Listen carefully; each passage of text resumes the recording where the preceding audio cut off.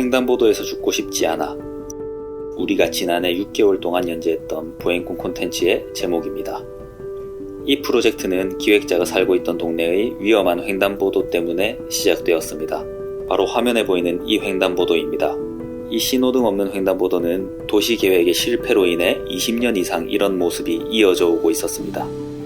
불편을 겪는 주민들이 아무리 민원을 넣고 위반 차량들을 신고해봐도 복잡한 구조적 문제 때문에 오랫동안 환경이 개선되지 않았습니다. 그로 인해 이곳 주민들은 직장을 오가고 학교를 오가는 일상을 보내는 데 있어 많은 위험을 감수하고 있었습니다. 우리는 이 문제를 해소하기 위해 부산 지역 각지를 다니면서 위험한 도로들을 촬영하기 시작했습니다. 이곳의 문제를 콘텐츠로 만들어 사람들과 공유하면 해결의 실마리를 찾을 수 있을지도 모른다고 생각했기 때문입니다. 어린이 보행자 사고 다발찌, 노인 사고가 잦은 온도심 지역, 도시 곳곳에 위험한 신호등 없는 횡단보도, 그리고 불법 주차 문제가 심각한 지역 등을 돌아다니며 도시의 보행자들이 겪는 위험을 취재했고 도로교통 전문가들을 만나 조언을 구했습니다. 그러한 과정을 거치면서 그저 사는 동네의 문제를 해결해 보려고 콘텐츠를 만들기 시작했던 우리 제작진은 전과는 전혀 다른 시선으로 한국의 교통 문화를 바라보게 되었습니다.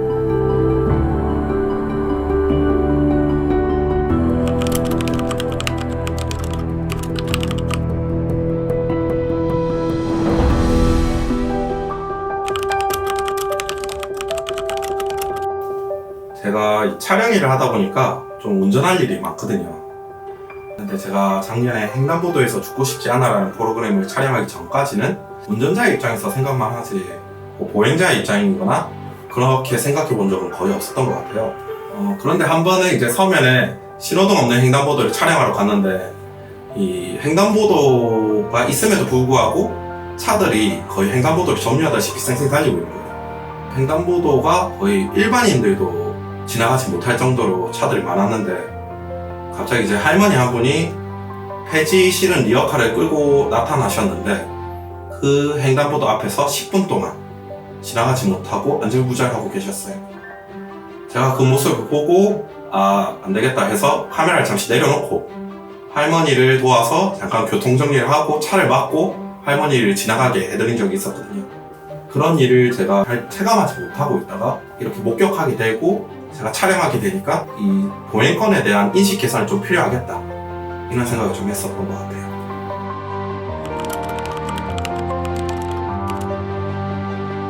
상상 이상이더라고요. 특히나 이제 보행약자들이 처한 환경이 너무 심각했거든요. 공수물 오거리 촬영 나갔을 때 할머니 한 분이 이제 횡단보도를 건너시는데 차들이 양쪽에서 이제 멈춰주질 않아가지고 할머니가 횡단보도 중간에 멈춰서 차들이 이제 다 지나갈 동안에 두려움을 떠는 모습을 보면서 이제 되게 충격을 많이 받았던 것 같아요. 또 이제 자료 조사를 하면서 휠체어 장애인 한 분을 만나서 자문을 구한 적이 있는데 비장애인 입장에서는 쉽게 다닐 수 있는 길들이 그분들에게는 도저히 다닐 수가 없는 길이라 그렇게 말씀을 하시더라고요. 이제 그런 걸 보면서 내가 얼마나 좁은 세상에 살고 있구나 하는 걸 좀 많이 느꼈던 것 같습니다.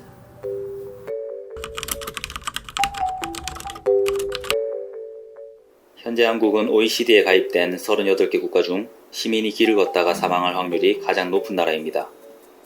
가장 최근 발표된 OECD 통계를 확인해보면 한국은 보행 중 사망자 수 구성비 1위, 인구 10만 명당 보행 중 사망자 수 2위, 65세 이상 고령 인구 10만 명당 보행 중 사망자 수 1위 등 거의 모든 보행자 안전 관련 지표에서 최악의 수치를 기록하고 있습니다.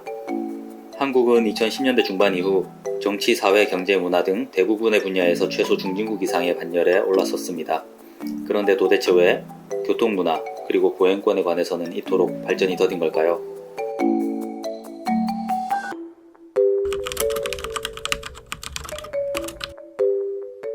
근데 문제는 뭐냐면 의식의 문제죠. 그러니까 가까이 예를 들어서 프랑스 같은 경우에는 횡단보도가 굳이 없더라도요. 횡단보도 부근에서 양옆으로 한 200m 정도는 그냥 횡단보도를 간주를 하거든요. 그래서 그거를 굳이 횡단보도로 건너지 않고 횡단보도 부근에 건너더라도 보행자가 길을 건너구나. 차 서는 게 당연한 거예요. 근데 우리가 여기서 한 가지 봐야 될 게 뭐냐면 이 교육의 힘이 정말 중요하거든요. 어릴 때부터 이제 그런 교육을 하다 보면 어른 돼서는 그게 자연스러운 거죠. 근데 이제 안타까운 거는 아직까지도 우리나라는 그런 교육이 부족한 건 사실이거든요.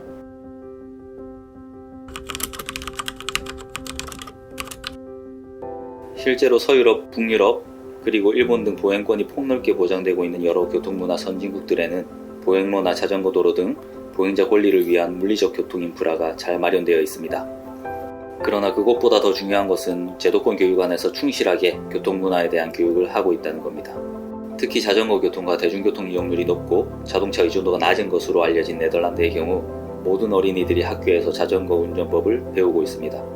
또한 90% 이상의 초등학생이 자전거 안전학위를 취득한 이후 중학교에 진학합니다. 그런 교육을 통해 네덜란드 시민들은 보행자와 자전거 이용자, 자동차가 서로 어떻게 공존해야 되는지 이해하게 됩니다. 물론 한국에서도 변화가 전혀 없는 것은 아닙니다. 아직 교육 현장에서의 변화까지는 일어나지 않고 있지만 도시의 물리적인 인프라를 자동차 중심에서 보행자와 퍼스널 모빌리티, 대중교통 중심으로 전환하려는 지자체들이 나타나고 있습니다. 부산, 제주, 광주, 청주 등의 지자체들이 그곳입니다.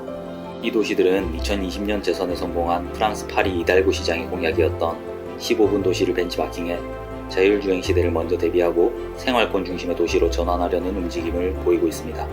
그렇지만 유럽에서 시작된 이러한 도시계획 모델이 그대로 한국의 도시 환경에 적용되지는 않을 겁니다.